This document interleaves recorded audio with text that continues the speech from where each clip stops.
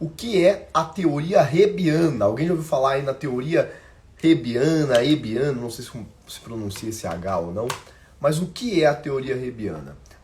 Essa teoria ela é resumida por uma frase que é o seguinte: neurônios que disparam juntos permanecem juntos. O que isso quer dizer? É um conceito muito importante da plasticidade sináptica, da neuroplasticidade. É muito o mecanismo pelo qual a gente cria os nossos engramas neuronais, as nossas memórias. A gente precisa entender, a gente precisa interpretar de que toda memória, todo aprendizado que é gerado no nosso universo psíquico, no nosso universo cognitivo, ele precisa ser codificado de alguma forma no nosso cérebro. Eu sempre bato nessa tecla. A não ser que você tenha uma abordagem espiritual da consciência, a gente precisa assumir que existe um correlato orgânico daquilo que acontece na nossa mente como um todo. Então, o que é isso? Quando eu lembro de alguma coisa, quando eu crio uma memória, essa memória ela pode ser tanto uma memória consciente, uma memória explícita, meu aniversário de 15 anos foi assim, assim, assado, como também pode ser uma memória implícita, que essas memórias que elas ficam automatizadas dentro da gente, como por exemplo o condicionamento clássico. Eu fico condicionado a sentir medo, eu tenho uma fobia. Eu tenho uma fobia de barata. Então, eu crio uma memorização. Existe uma memória implícita que me faz associar a barata com uma resposta de medo. Tudo isso é memória, tudo isso são tipos diferentes de memórias que são construídas no nosso cérebro. E elas acontecem a partir do que a gente chama de engrama neuronal. O engrama neuronal é uma rede de conexões nervosas que surge em resposta a um estímulo e que mantém se fortalecendo com o tempo. Então, como que essas redes surgem, Como que a gente consegue construir uma via neural? Um engrama neuronal. Como que isso surge no nosso cérebro?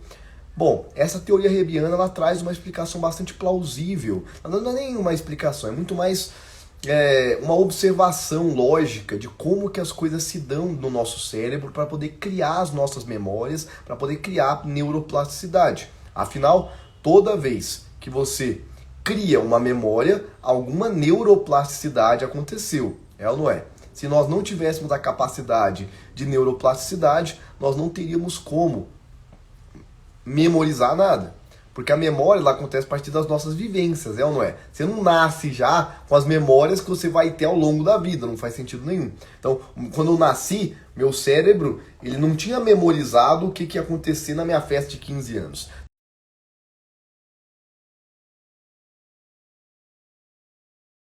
A capacidade do nosso cérebro se moldar, ele modificar suas conexões, sua resposta, sua morfologia perante as nossas experiências. Bom, então a gente já entendeu aí, é um consenso de que as memórias, os aprendizados, eles se codificam em redes neurais, que a gente chama de engrama, e isso acontece a partir de um mecanismo de neuroplasticidade, que é a capacidade do nosso cérebro modificar aí sua estrutura, suas conexões, em resposta a qualquer estímulo.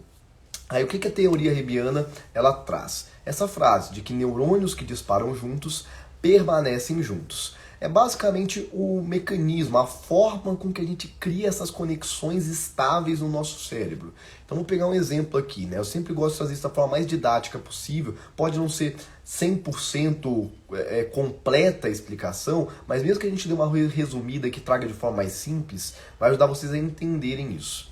Imagina que a gente não nasce com medos muito bem consolidados. A gente nasce com a capacidade de ter nossas respostas fisiológicas de medo, mas as manifestações específicas de medo, elas surgem muito a partir das nossas vivências. Então, imagina que quando eu era criança, eu passei por uma experiência muito traumática de, por exemplo, eu estava no sítio, aí entrei lá no galinheiro, e aí algum galo veio e me esporou, ou não é? Ou alguém simplesmente pegou a galinha e colocou no meu colo e me assustou.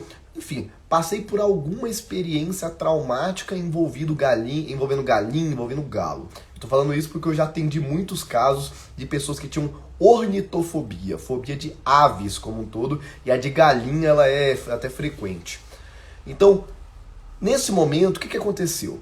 Os neurônios do meu cérebro que associam a imagem da galinha com os neurônios do meu cérebro, as partes do meu cérebro que trazem a resposta fisiológica de medo, eles são disparados juntos nesse momento. Por quê? Eu tô vendo a galinha, eu tô numa situação que eu tô vendo o galinheiro, que eu estou tocando na galinha, sentindo a pena, seja o que for. Então, meu cérebro está respondendo a essa percepção sensorial ali deste animal, e ao mesmo tempo essa experiência me disparou uma resposta de medo. Então, os neurônios que associam o que é uma galinha com os neurônios que associam o que é uma experiência de medo, eles são disparados juntos nesse momento. Aí vem a teoria Hebbiana que fala: neurônios que disparam juntos permanecem juntos, gerando neuroplasticidade. Então, esses neurônios que foram disparados juntos, nesse momento eles se conectam, principalmente se tiver sido uma situação significativa, de alta carga emocional, ou se aquilo ali ainda for reforçado em outras experiências, repetidas vezes. Então, esses neurônios que dispararam juntos, eles começam a se conectar. E essa conexão, ela vai ficando cada vez mais forte, mais estável. Então, como que acontece essa estabilização da conexão nervosa, né? Então tá aqui os neurônios da galinha, os neurônios do medo, aí eles se conectaram, beleza. Pode ser uma conexão que é feita e depois desfeita. Mas por que elas permanecem juntos? Porque, por mecanismo de neuroplasticidade, pode acontecer desses neurônios aqui começarem a mudar a morfologia deles para tornar essa sinapse mais sensível. Como assim mais sensível, Lucas?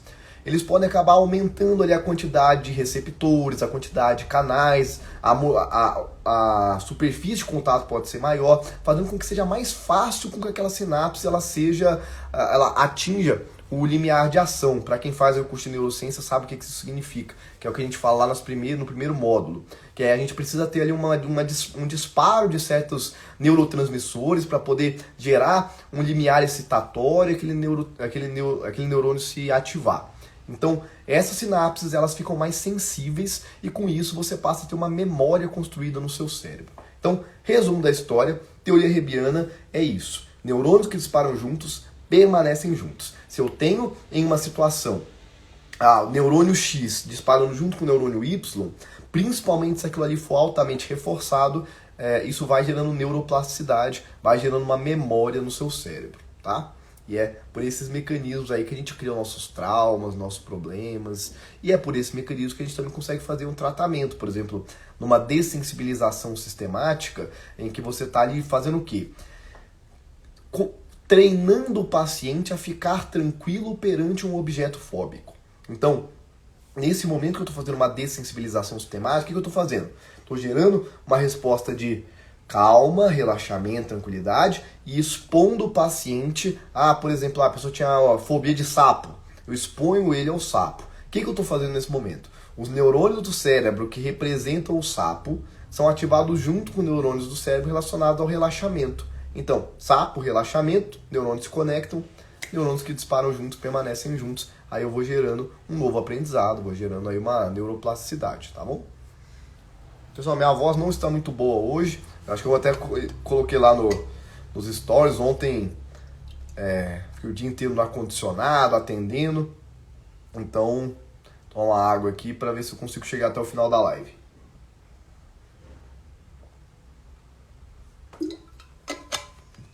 Galera, sejam todos muito bem-vindos. Quem estiver entrando aí, ó, Xuxa esse coraçãozinho aqui, ó, aperta, segura, manda pra tudo quanto é terapeuta, manda pro pai, pra mãe, pro irmão, pra quem você quiser aí, pra gente poder criar essa comunidade aí de pessoas que aprendem mais e mais sobre neurociências, tá?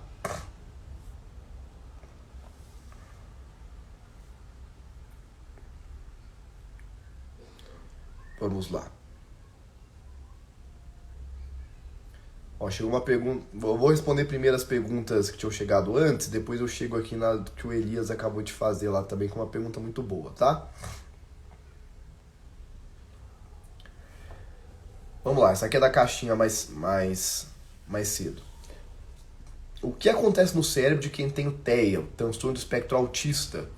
Brian, vou responder já a sua pergunta, tá? Uma ótima pergunta também.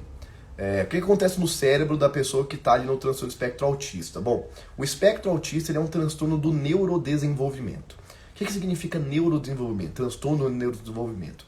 É que essa pessoa tem um funcionamento cerebral alterado já desde o seu nascimento. É claro que isso vai gerando modificações até o cérebro chegar na sua maturidade. mas essa pessoa tem uma química cerebral, uma estrutura cerebral alterada por si só. É como num quadro de TDAH, tá? Então, quando a gente está falando, por exemplo, de um quadro de ansiedade, depressão, claro que pode ter uma predisposição genética, mas a gente está falando de uma coisa que tem uma forte influência do ambiente, das contingências ambientais. Quando eu estou falando de TEA, de TDAH, eu estou falando sobre um cérebro atípico. Essa pessoa é neurodivergente, tá? O cérebro dela funciona de um jeito diferente. Então, no espectro autista, existem muitas teorias que já foram propostas neurocientíficas para o que acontece ali. Mas é um estudo em constante desenvolvimento, muita coisa não se entende ainda, tá? É uma frustração, uma coisa muito que precisa ficar bem claro para todo mundo. Se você quer realmente trabalhar com prática séria e científica, você tem que lidar com a frustração da incerteza, porque em ciência a gente nunca tem certeza absoluta de nada, né? A gente tem as melhores evidências, a maior plausibilidade, mas muitas coisas já foram propostas sobre TEA que não foram bem consolidadas depois. Por exemplo, uma das primeiras que há muito tempo atrás se falava é que uma pessoa que está no espectro autista tinha um cérebro maior. Ela tem um cérebro maior, ela tem a cabeça maior. Então, por muito tempo se falou isso. Isso se dava por conta de uma coisa que começou a ser descoberta, que parecia que o padrão de conectividade cerebral das pessoas do espectro autista era diferente. Então, começou a supor de que as pessoas no espectro autista poderiam possuir mais conectividade entre certas áreas do cérebro. E o que ficou mais próximo de ser uma verdade foi dizer o seguinte: a pessoa que está no espectro autista, ela tem mais conexões locais e menos conexões globais. Como assim? Ela tem mais conexões entre áreas próximas do cérebro do que uma pessoa neurotípica. Então, a pessoa que está no espectro autista, áreas próximas do cérebro estão mais conectadas. Em contrapartida, áreas distantes possuem menor conectividade. Aí isso explicaria, talvez, esse padrão aí de tamanho diferente de cérebro, mas também uma frase que é muito utilizada aí pra gente falar sobre autismo, que é o seguinte: a pessoa autista, às vezes, ela consegue ver perfeitamente as árvores, mas não consegue ver a floresta. Por quê? Ela dá um foco muito grande em coisas específicas e não no todo. Isso costuma acontecer. Então essa foi uma explicação neurocientífica muito utilizada por muito tempo. Porém, estudos mais recentes começaram a refutar essa ideia. Por quê? Teve estudo que começou a mostrar que, na verdade, a pessoa no espectro autista tem tanto mais conexão local quanto mais conexão global. E chegou a ter estudo que falou o contrário, que na verdade ele tinha menos global e menos local. Ou seja, não tem consenso nenhum. É uma bagunça esse processo todo. Mas a gente pode entender esses estudos científicos em diferentes níveis, tá? Então a gente pode entender áreas específicas do cérebro, aí a gente avança, a gente fala sobre conectividade entre áreas do cérebro, como a gente começou a falar agora. Nós temos um terceiro nível, que é começar a estudar o papel de neurotransmissores específicos no cérebro em cada pessoa. E aí existe um estudo mais recente, muito legal, que fala de que parece que a pessoa no espectro autista, ela possui um neurotransmissor alterado, que é o GABA. Tá? O GABA é o principal neurotransmissor inibitório do nosso sistema nervoso. Então ele faz várias inibições importantes e parece que o GABA nas pessoas autistas não consegue fazer esse papel inibitório perfeitamente. Os mecanismos exatos ainda são estudados, mas existem evidências fortes disso, de que o GABA possui uma diminuição desse GABA, dessa função do GABA no cérebro da pessoa autista. Isso poderia explicar os padrões de hipersensibilidade sensorial das pessoas autistas. Diz que ela não consegue inibir muitas vezes o que precisava estar sendo inibido nos seus respectivos cérebros, tá? A gente tem uma aula inteira sobre espectro autista no curso de neurociências na prática clínica. Quem faz parte aí da formação tem acesso a ela, tá bom?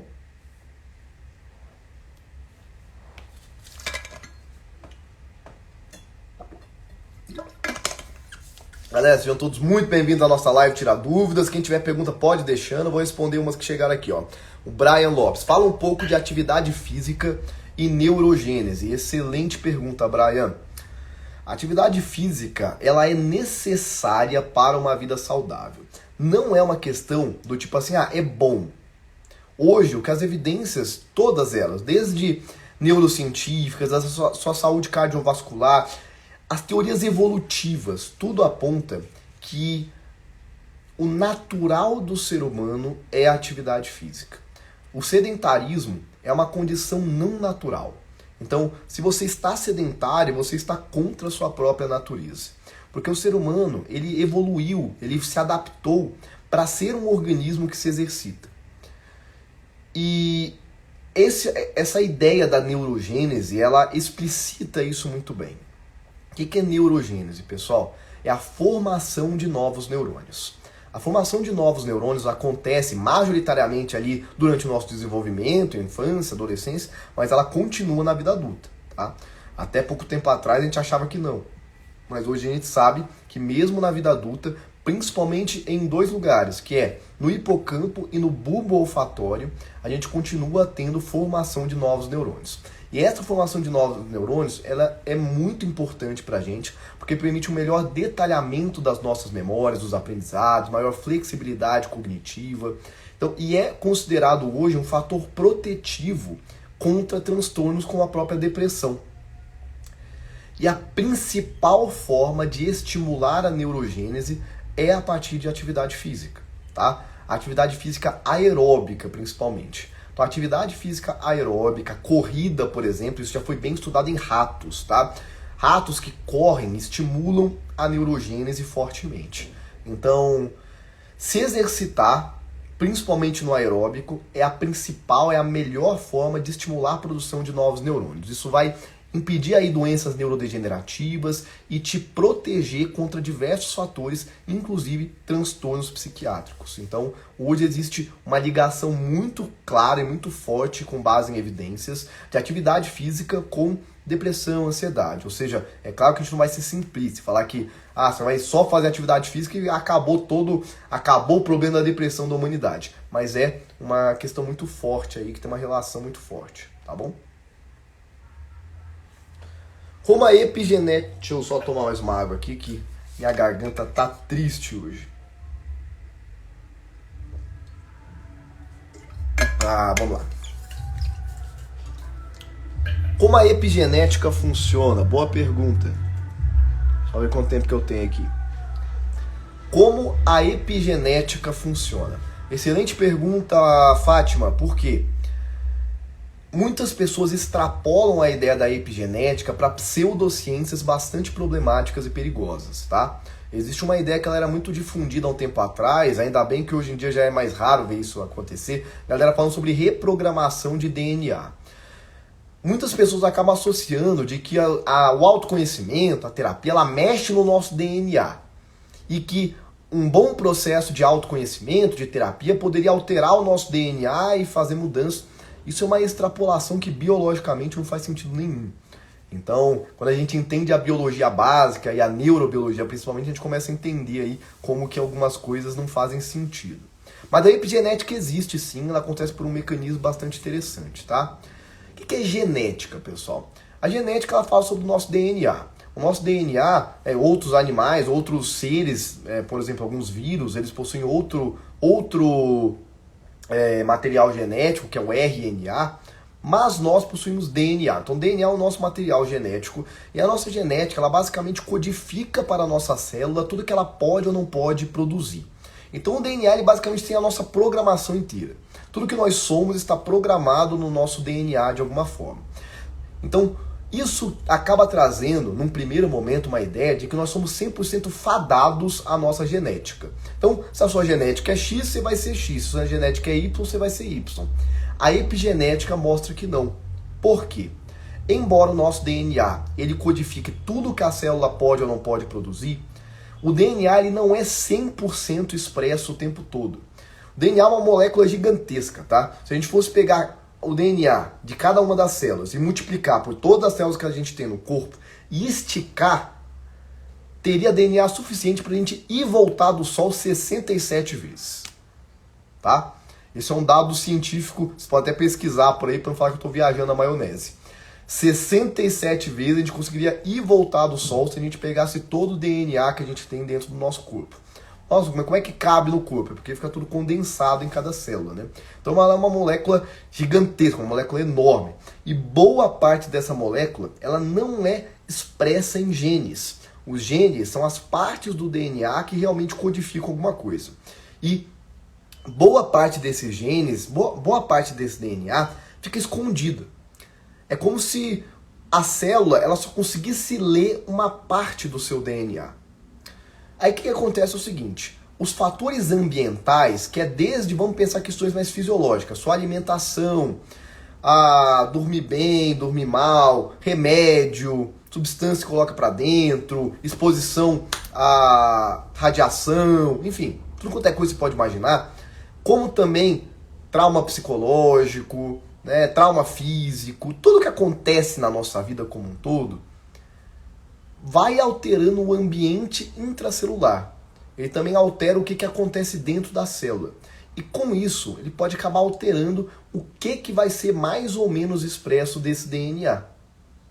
Então, entenda que a epigenética ela não é modificar o DNA. O DNA ele só vai mudar no caso de uma mutação.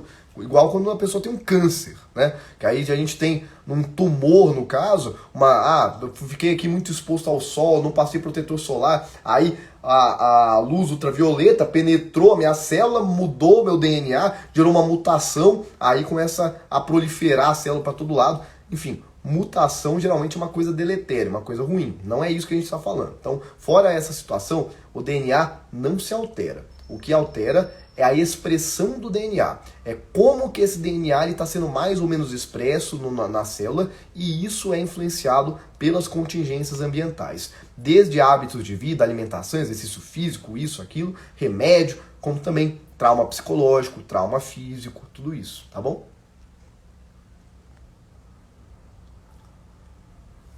Obrigado pela resposta. Pensando em botar esse assunto no meu TCC.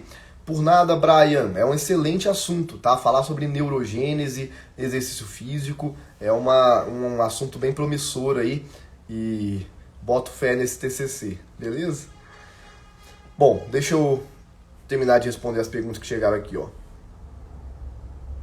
Deixa eu responder essa pergunta aqui do Elias Júnior. Uma excelente pergunta.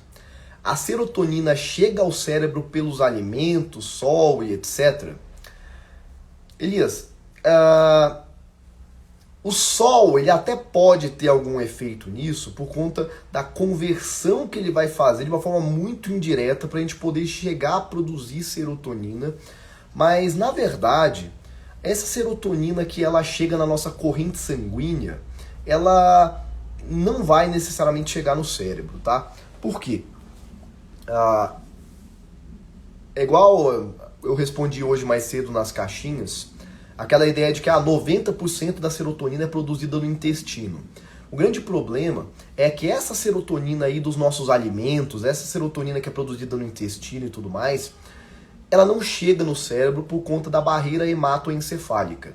Existe uma célula chamada astrócito, que é uma célula do nosso sistema nervoso, que ela tem uma função de sustentação dos nossos neurônios, e ela também gera a barreira hematoencefálica. Ela filtra o que vai passar da corrente sanguínea para o cérebro, para os neurônios e vice-versa. A serotonina não passa, tá? A serotonina ela não consegue passar para o nosso cérebro.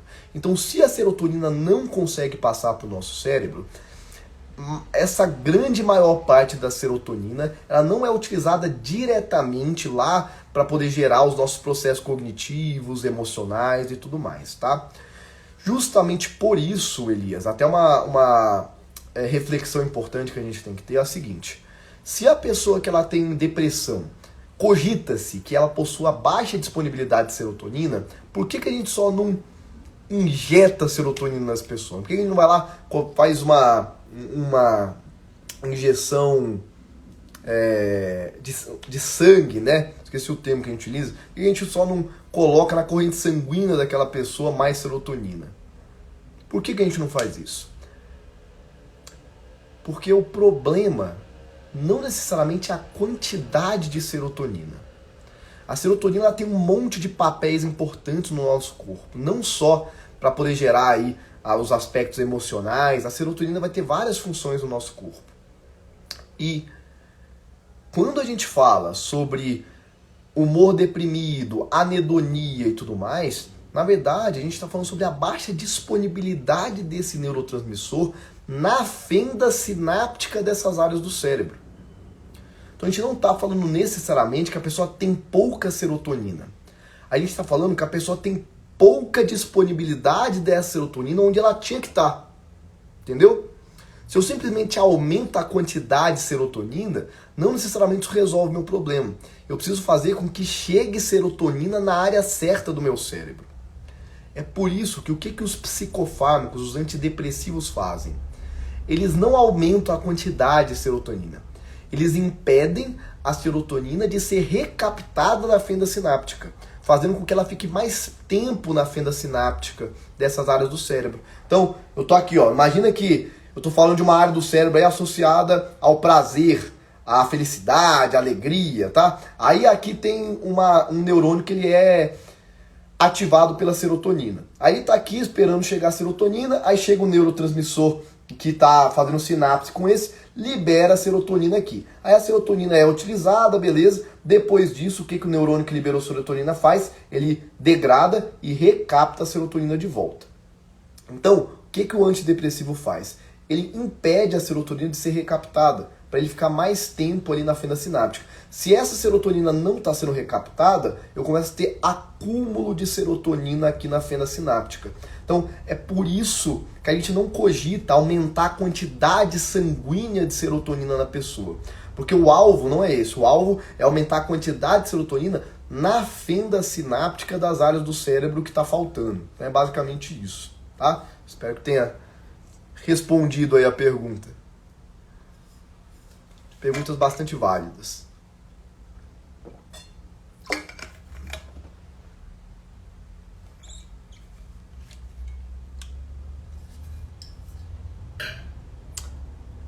Quanto tempo eu tenho? Vamos lá. Tem alguém querendo entrar aqui ao vivo. Gustavo Carvalho. Gustavo, só me sinaliza aqui abaixo. Você faz parte do curso de neurociência na prática clínica?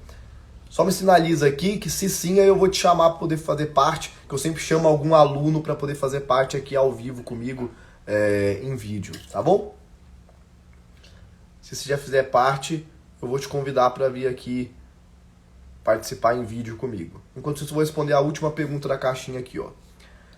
O curso fala sobre depressão com toda certeza, tá? O curso de neurociências na prática clínica fala bastante sobre depressão. Nós temos um módulo inteiro, que é o módulo de transtornos e psicopatologias. Esse módulo ele está mais para frente do curso, porque a gente começa da parte básica, né? Então a gente cria uma linha de raciocínio.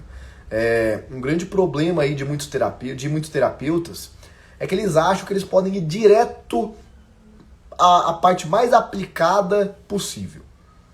Todo profissional da saúde, sem exceção, médico, fisioterapeuta, galera que faz enfermagem, odontologia, enfim. Todos eles sabem que o primeiro passo é aprender a parte básica. É aprender biologia básica, anatomia, fisiologia. Por que terapeuta vai direto já para a parte mais aplicada? Não existe isso, né? Então a gente começa pela parte mais básica, entender o neurônio, a neurotransmissão, as sinapses, aí a gente fala de anatomia, fisiologia, aí lá pra frente a gente chega em transtornos e psicopatologias. Então nesse módulo a gente fala sobre ansiedade, fala sobre depressão, fala sobre dependência química, compulsões, fala sobre TDAH, TEA, fala sobre dores crônicas, enfim, falamos sobre várias demandas. E nós temos uma aula inteira com várias teorias neurocientíficas sobre a depressão. Inclusive, essa ideia da teoria monoaminética, da baixa disponibilidade de serotonina, ela é apenas uma das teorias da depressão, tá? Então, nós temos várias outras teorias que falam sobre depressão, sobre outras perspectivas científicas, e a gente tem uma aula inteira sobre isso. Além de que durante todo o curso, mesmo nas aulas mais básicas, a gente já vai fazendo correlações com as psicopatologias. Então, desde as primeiras aulas, eu já começo a citar algumas coisas sobre antidepressivos, sobre depressão, e isso vai ficando mais claro ao longo do curso, tá? Então a gente tem, sim, bastante coisa sobre isso. Finalizadas as perguntas, se não tivermos mais dúvidas, foi um prazer estar com vocês aqui mais uma vez. Se você não está fazendo parte ainda da maior formação de neurociências, corre, faz sua inscrição, não perde tempo. Não fica esperando se inscrever depois o preço aumenta. E olha, por mais que eu queira não aumentar, eu não tenho total controle sobre isso, porque tem uma equipe toda por trás do curso hoje. Então, vai lá, faz sua inscrição, vem fazer parte, 15 dias de garantia incondicional. Você que já é aluno, muito obrigado pela presença, pela confiança de sempre. Eu tô adorando ver aí os feedbacks de vocês. Tava agora mesmo respondendo dúvida de alunos lá na plataforma. Tamo junto, vamos que vamos. E na semana que vem teremos mais live aí a partir de segunda-feira, tá bom? Valeu demais. Falou. Tchau, tchau.